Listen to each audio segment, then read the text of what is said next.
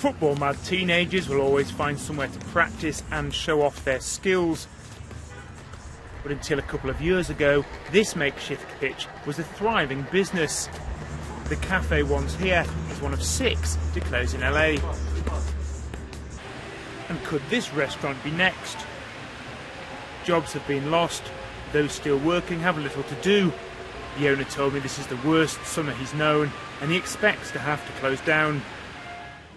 It's a town in decline, and nobody's in any doubt why. Now up here the air is much cooler than down in cities like Beirut, and traditionally that's made it very popular with visitors from hot countries, especially in the Gulf.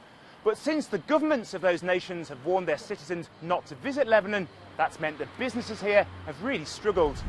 Waves of tourists have deserted Lebanon. Visitors are down by about 40% since 2010, devastating when tourism makes up about a quarter of your economy. After shaking off the image of its own long civil war, this is the sort of view Lebanon wants to project now. But its proximity to Syria means it's pictures like these which are making the headlines. Last week, more than 50 people were hurt by a car bomb in southern Beirut, a stronghold of Hezbollah, the Lebanese group supportive of the Syrian government. And that makes Lebanon a hard sell. The biggest problem I have is to convince the world that it is not really the law of the jungle in Lebanon. In comparison, security is under control, and hell did not break loose in Lebanon. It's a very, very difficult job because, you know, in Europe people are under the impression that Damascus is like next door to Beirut, and bullets fired in Damascus can hit people in Beirut. It's not the case, you know.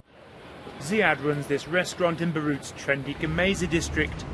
It's doing okay, he says, because it targets customers who live and work in the capital. But other ventures haven't fared so well. We had a fantastic French restaurant just off the waterfront in Beirut. We invested a lot of time and effort into it. It cost around $1.5 million to set up. We had high expectations for the return on our investment since it was in a touristic jewel of the capital. Things went fine for the first few months, but turned sour really quickly. Our restaurant sadly only lasted 18 months down there. We took a decisive, quick decision to shut it down before it got any worse, because we didn't see the end in sight for the economic revival of this country. She's up all night to the sun. I'm up all night to get some. And things are so bad that here in the party capital of the Middle East, even the nightlife's being affected. Sky Bar's perhaps the city's most famous club, and not just among locals. Until a couple of years ago, 40% of its customers were tourists. But that's now down to less than a quarter. So instead of operating 6 nights a week like it used to, right now doors only open on a Friday and Saturday. What we're doing is concentrate this customer base in a fewer operational day.